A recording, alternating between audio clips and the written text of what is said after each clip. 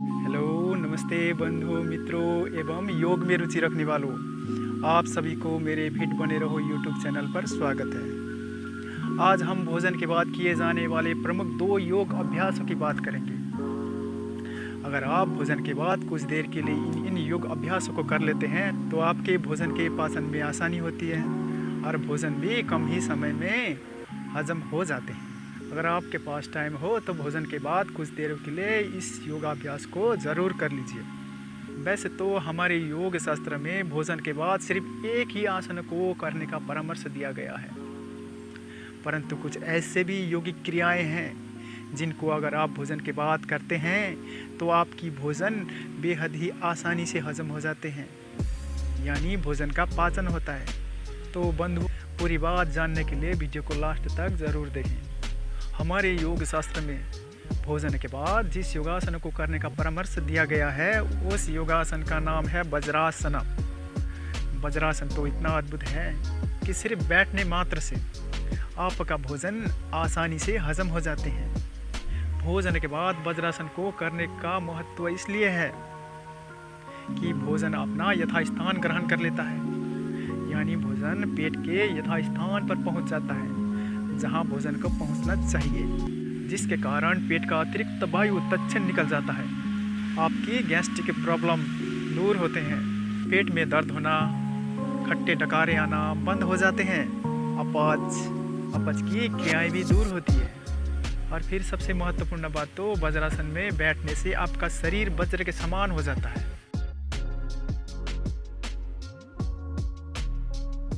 वज्रासन को करने से आपके पेट के नस नाड़ियाँ भी वज्र की भांति मजबूत बनते हैं, आपके पाचन अंग भी वज्र की भांति मजबूत बनते हैं, जिसके कारण भोजन आसानी से हजम होते हैं, भोजन की पाचन अच्छी होती है और आपके शरीर में भी लगता है तो शरीर भी बलिष्ठ बनता है।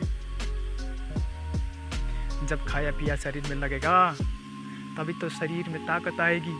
तो बंधुओं, भोजन के बाद वज्रासन को 5 से 10 मिनट तक अवश्य कर लेना चाहिए। आप वज्रासन में बैठने के लिए एक एक पैर को पीछे ले जाकर इस तरह से भी वज्रासन में बैठ सकते हैं।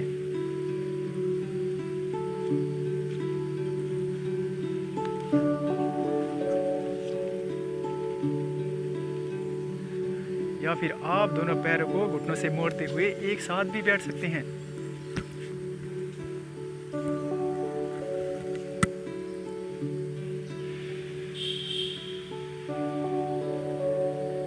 इस तरीके से वज्रासन में 5 से 10 मिनट के लिए बैठ जाएं। अब दूसरे योग अभ्यास की भी हम बात कर लेते हैं।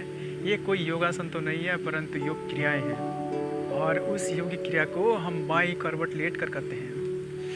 भोजन के बाद बाईं करवट लेटना भी बेहद ही महत्वपूर्ण माना गया है, क्योंकि भोजन के बाद जब हम बाईं करवट में लेटते हैं तो हमारी दाईं स्वर चलने लगते हैं, यानी सूर्य स्वर चलने लगते हैं और फिर सूर्य स्वर के चलने से हमारे शरीर में गर्मी बढ़ती है। आपका सूर्य स्वर जितना अधिक चलेगा उतनी ही ज़्यादा मात्रा में आपके शरीर में गर्मी पैदा होगी और यही गर्मी जब हम भोजन के बाद बाईं करवट लेटते हैं, भोजन को पचाने के लिए, भोजन को भस्म करने के लिए एक आग की तरह काम करता है, पाचन अग्नि की तरह काम करता है, यानी आपका पाचन अग्नि प्रज्वलित होता है और आपके पाचन अग्नि के प्रज्वलित होने से आपका भोजन आसानी से हजम होता है और खाया पिया भोजन आपके शरीर में पूरी तरह से लगता है और आपके पेट से संबंधित विकार भी दूर होने लगते हैं।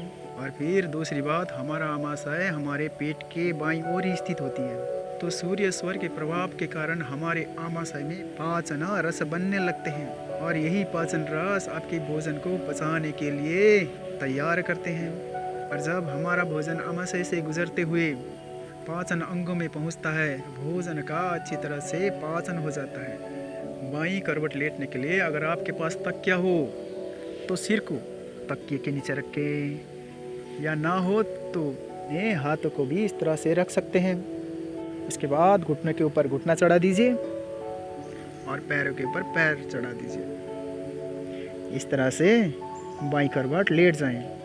आप इस स्थिति में 10 से 15 मिनट तक रुक सकते हैं। रात में तो सबके पास समय होता ही है, रात में भी इसे करें।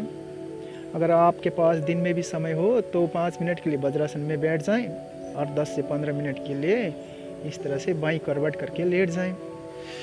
तो आशा करता हूँ आप पूरी बात को समझ गए होंगे। अगर आपको ये वीडियो अच्छा लगा तो मेरे चैनल को सब्सक्राइब कर दें, ऑल वाले नोटिफिकेशन को भी दबा दें, लाइक और शेयर भी कर दें। तो बंधुओं, मित्रों एवं योग में रुचि रखने वालों, आप सभी को वीडियो देखने के लिए दिल से धन्यवाद। का सबका दिन शुभ रहे। Have a nice day, good day and take care.